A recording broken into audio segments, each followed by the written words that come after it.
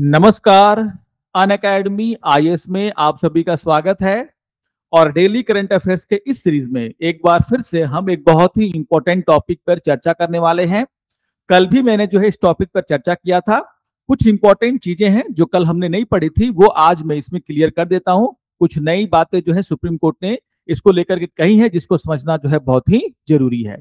तो जैसा आपने देखा होगा कि कल के वीडियो में मैंने आपको बताया था कि किस तरीके से सुप्रीम कोर्ट ने जो है तमिलनाडु के जो गवर्नर हैं आर एन रवि, और उनके द्वारा ये जो फैसला किया गया था कि जो 10 बिल हैं जो उनके पास पेंडिंग थे, उनको उन्होंने प्रेसिडेंट के पास भेजा था, उसको ये सुप्रीम कोर्ट ने पाया कि वो क्या है, सही नहीं है। और उसको कहीं ना कहीं उस पूरे के पूरे फैसले को जो है, जो गवर्नर का जो फैसला था कि ये बिल किसको भेजा जाए, प्रेसिडेंट को भेजा जाए उनके एसेंट यानी कि उनके अनुमति के लिए, इसको माना गया था इलीगल एर इनोरस, मतलब कि कानून का जानबूझ करके आप क्या कर रहे हैं, गलत तरीके से उसका उपयोग कर रहे हैं। तो इस बात पर हमने कल डिस्कशन किया था। और जैसा कि मैंने कल भी आपको बताया था, अगर आप देखोगे तो ये जो फैसला है वो ऐसा फैसला है कि जो आने वाले समय में जो स्टेट गवर्नमेंट और जो गवर्नर के बीच में डिस्प्यूट होते हैं, खास करके किसी भी बिल को पास करने को लेकर के, आप देखोगे कि ऐसे सिचुएशन में जो है ये एक लैंडमार्क जजमेंट है। और भविष्य में भी इसको लेकर के जो है अगर ऐसे डिस्प्यूट सामने आएंगे हाई कोर्ट या फिर सुप्रीम कोर्ट के, तो उसको क्या किया जाएगा, इसी के आधार पर डील किया जाएगा।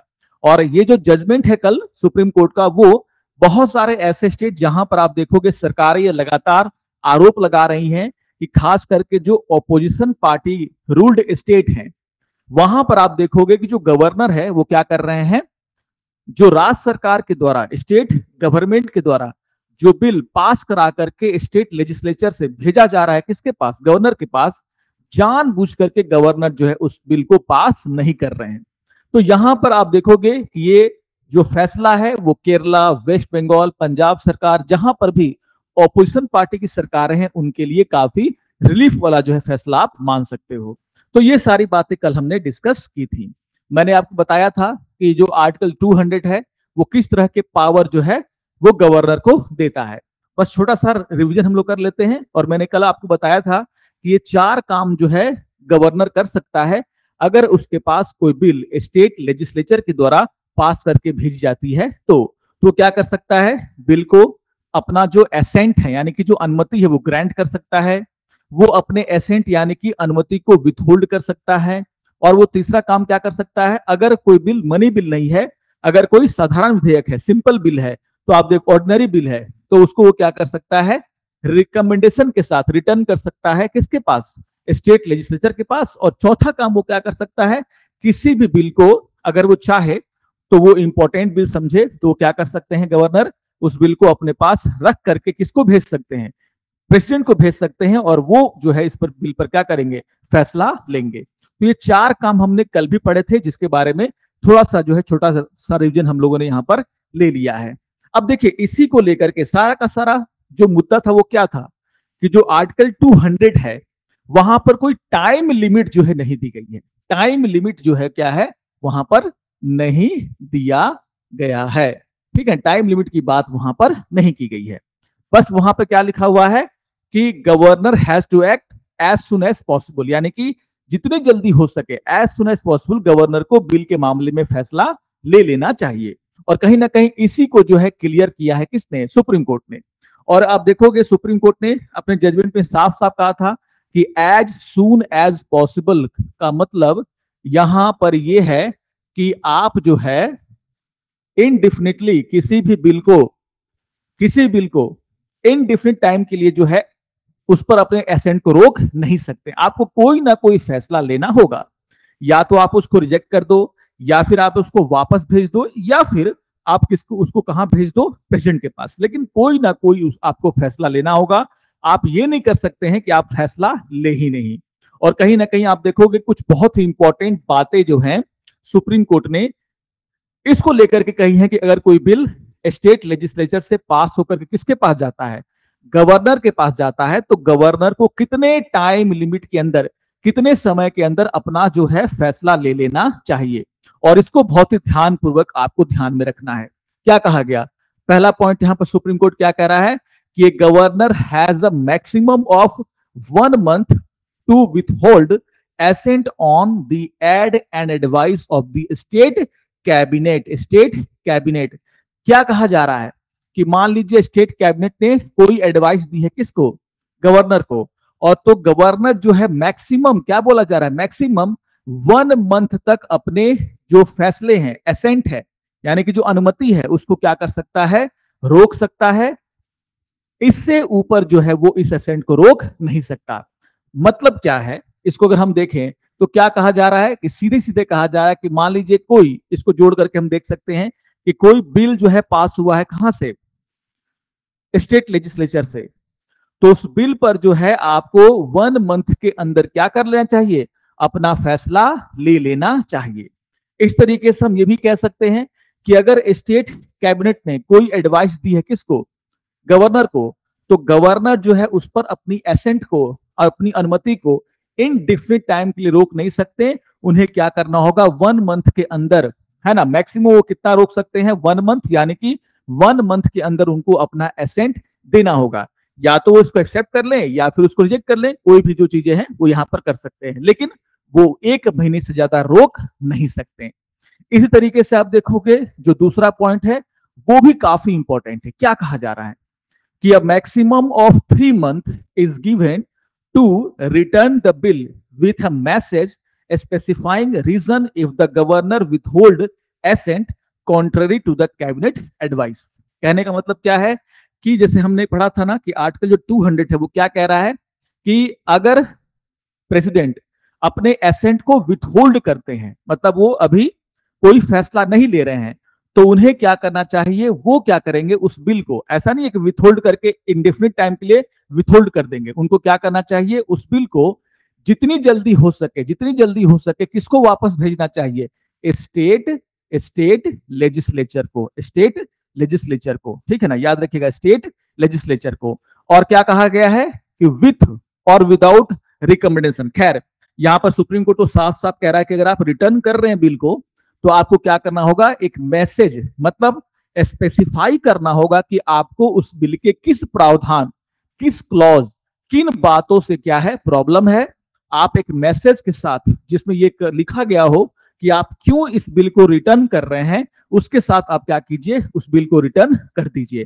टाइम लिमिट बहुत ही इंपॉर्टेंट है, और टाइम लिमिट क्या है, maximum of 3 month, maximum of 3 month, यानी कि अगर जो गवर्नर हैं वो क्या कर रहे हैं, उस पर अपने फैसले को, एसेंट को रोक रहे हैं, विथहोल्ड कर रहे हैं, तो उन्हें क्या करना पड़ेगा, स्टेट लेजिस्लेचर को मैक्सिमम 3 महीने के अंदर उस बिल को रिटर्न करना होगा, और विथ अ मैसेज, जहां पर वो क्या करेंगे, स्पेसिफाई करेंगे कि व्हाट इज द रीजन कि वो क्या कर रहे हैं, उस बिल को रिटर्न कर रहे हैं। तो क्या है, रिटर्न करने के लिए मैक्सिमम कितना, 3 month। इसके अलावा जो तीसरा पॉइंट है वो भी काफी इंपॉर्टेंट है, ध्यानपूर्वक इसको पढ़ने की आवश्यकता है। क्या कहा जा रहा है, यहां पर यह कहा जा रहा है कि the governor has 3 month to reserve a bill for the president consideration against the advice of the cabinet. मतलब हमने चौथा पॉइंट पढ़ा था आर्टिकल 200 का, आर्टिकल 200 का, जिसमें क्या कहा गया कि अगर मान लीजिए गवर्नर को यह लगता है कि बिल तो वो क्या करे, अपने पास रिजर्व रख ले, और रिजर्व करके किसके पास भेजे, प्रेसिडेंट के पास भेजे, तो ऐसा करने के लिए भी उनके पास मैक्सिमम कितना टाइम है, मात्र 3 month, मात्र 3 month, यानी कि 3 month के अंदर उनको ये फैसला ले लेना है कि या तो वो बिल को वापस भेजेंगे किसके पास, स्टेट लेजिस्लेचर के पास, या फिर वो क्या करेंगे, बिल को अपने पास रिजर्व करके कहां भेजेंगे, प्रेसिडेंट के पास, उनके एसेंट यानी कि अनुमति को जानने के लिए। ठीक है, दोनों के लिए यहां पर 3 month की बात हो रही है। यानी कि गवर्नर अगर किसी बिल को क्या करता है, अपने पास रिजर्व कर लेता है, रिजर्व कर लेता है, किस लिए, और वो उस बिल को भेजना चाहता है किसके लिए, किसके पास, प्रेसिडेंट के पास, तो ये इंडिफिनिट टाइम में ऐसा नहीं करेगा। जैसे आर एन रवि ने क्या किया, बहुत सालों तक, बहुत दिनों तक, बहुत मंथ तक उन्होंने क्या किया, अब पहले तो उन्होंने बिल को क्या किया, वापस अपने पास रखा, अपने पास रखा। फिर जब हो हल्ला हुआ, मामला गया सुप्रीम कोर्ट में, तो उन्होंने कुछ बिल को रिटर्न कर दिया, और जब दोबारा से राज्य सरकार ने उस बिल को पास करके भेजा तो भी उन्होंने क्या किया, उसको प्रेसिडेंट के पास भेज दिया। तो यहां पर आप देखोगे 1 साल से ऊपर का समय तो उन्होंने सिर्फ इसलिए ले लिया कि वो उस बिल को भेजे कि नहीं भेजे, किसके पास, प्रेसिडेंट के पास। तो ऐसा नहीं कर सकता कोई गवर्नर। अगर गवर्नर को लगता है कि उस बिल पर प्रेसिडेंट की राय जाननी चाहिए तो वो राय जानने के लिए उस बिल को भेज सकता है प्रेसिडेंट के पास, लेकिन वो मैक्सिमम 3 मंथ के अंदर उसको ऐसा करना होगा। और फोर्थ पॉइंट जो सुप्रीम कोर्ट ने कही है वो भी काफी इंपॉर्टेंट है, और वो क्या कहा कि governor must grant assent to a bill repassed by the state legislature under article 200 within a maximum of 1 month. समझिए इस बात को, मैंने क्या कहा कि अगर कोई बिल पास करके जाता है किसके पास, एक कोई बिल जो है वो स्टेट लेजिस्लेचर के द्वारा क्या किया गया, किसी स्टेट के द्वारा क्या किया गया, पास किया गया, किसके पास भेजा गया, गवर्नर के पास। तो मैंने क्या कहा अभी आपको, सुप्रीम कोर्ट ने कहा कि अगर गवर्नर उस पर अपना जो डिसीजन है उसको क्या करता है, विथहोल्ड करता है, एसेंट को विथहोल्ड करता है, तो मैक्सिमम 3 मंथ के अंदर उसको क्या करना है, ये डिसीजन ले लेना है और उसको क्या करना है, वापस कर देना, किसको, स्टेट लेजिस्लेचर को, विधानसभा को। और अगर विधानसभा ने दोबारा से इस बिल को क्या कर दिया, पास कर दिया, तो यहां पर आप सभी जानते हैं कि गवर्नर के लिए उस बिल को पास करना या फिर गवर्नर के लिए उस बिल को एसेंट करना, अपना एसेंट देना मैंडेटरी होता है। और यहां पर भी सुप्रीम कोर्ट ये कह रहा है कि ये काम आपको 1 मंथ के अंदर कर लेना है, यानी कि दोबारा से जिस बिल को आपने वापस भेजा है उसको रीपास करता है कौन, विधानसभा, स्टेट लेजिस्लेचर। तो आपको क्या करना होगा, 1 मंथ के अंदर उस रीपास किए गए बिल को अपना एसेंट देना ही होगा। तो यहां पर अगर आप देखोगे तो सुप्रीम कोर्ट ने जो है सीधे सीधे जो है टाइम लिमिट लगाने का क्या किया है, फैसला किया है। मैं दोबारा से इसको रिपीट कर दे रहा हूं, क्या कहा गया, मैंने क्या कहा कि अगर गवर्नर के पास कोई बिल पास होकर के जाता है विधानसभा से यानी कि स्टेट लेजिस्लेचर से, तो यहां पर उनको क्या करना चाहिए, 1 मंथ के अंदर अपना फैसला ले लेना चाहिए। पहली बात तो ये। दूसरा, अगर वो ये फैसला करते हैं कि वो अपने एसेंट को यानी कि अनुमति को विथहोल्ड करेंगे, तो विथहोल्ड करने का मतलब ये नहीं कि आप विथहोल्ड करके अपने पास रख लिए, आपको क्या करना होगा, 3 महीने के अंदर उस बिल को वापस करना चाहिए, किसके पास, स्टेट लेजिस्लेचर के पास यानी कि विधानसभा के पास, ताकि विधानसभा उस पर विचार कर सके। और साथ ही साथ आप जब वापस करेंगे तो आप मैसेज में स्पेसिफाई करेंगे कि वो क्या कारण है जिसके कारण आपने अपने एसेंट को विथहोल्ड किया है। तो यहां पर कितना दिया, 3 मंथ।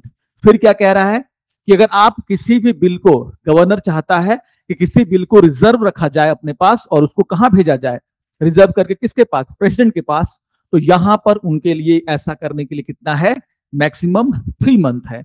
और जो फोर्थ पॉइंट मैंने आपको बताया उसमें क्या कहा कि अगर गवर्नर किसी बिल को वापस करता है, किसको, स्टेट लेजिस्लेचर को, और स्टेट लेजिस्लेचर उसको क्या करती है, रीपास कर देती है, तो यहां पर जो है गवर्नर मैक्सिमम 1 मंथ के अंदर उसको क्या करना होगा, अपना एसेंट उस बिल को देना होगा।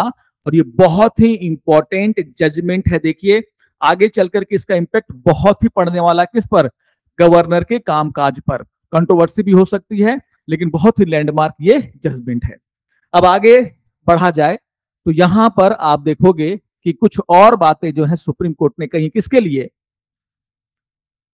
गवर्नर के लिए। क्या कहा कि देखिए गवर्नर को जो है ना, देखिए क्या होता क्या है कि आर एन रवि ने क्या किया, मान लीजिए कोई बिल था जिसको कि स्टेट जो लेजिस्लेचर है उसने क्या किया, पास करके किसके पास भेजा, ये जीओवी के मतलब क्या है यहां पर, गवर्नर के पास भेजा, राज्यपाल के पास भेजा। राज्यपाल ने उसको अपने पास लंबे समय तक रख लिया, ठीक है ना।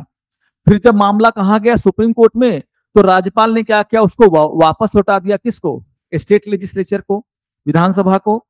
और विधानसभा ने जब दोबारा से उसी बिल को पास करके कहां भेजा, गवर्नर के पास भेजा, तो गवर्नर ने क्या किया कि इस बार उसको पास नहीं किया, जबकि मैंडेटरी है पास करना, लेकिन गवर्नर ने इसको पास नहीं किया, बल्कि उसको किसके पास भेज दिया, उसको भेज दिया प्रेसिडेंट के पास, प्रेसिडेंट प्रेसिडेंट के पास उनकी अनुमति के लिए। अब यहां पर देखिए सुप्रीम कोर्ट ने बहुत ही इंपॉर्टेंट बात कही है। सुप्रीम कोर्ट ने क्या कहा है कि अगर किसी गवर्नर को लगता है कि कोई बिल इतना इंपॉर्टेंट है कि उस पर प्रेसिडेंट की राय जाननी है, तो आपको ऐसा पहली बार में ही कर लेना है।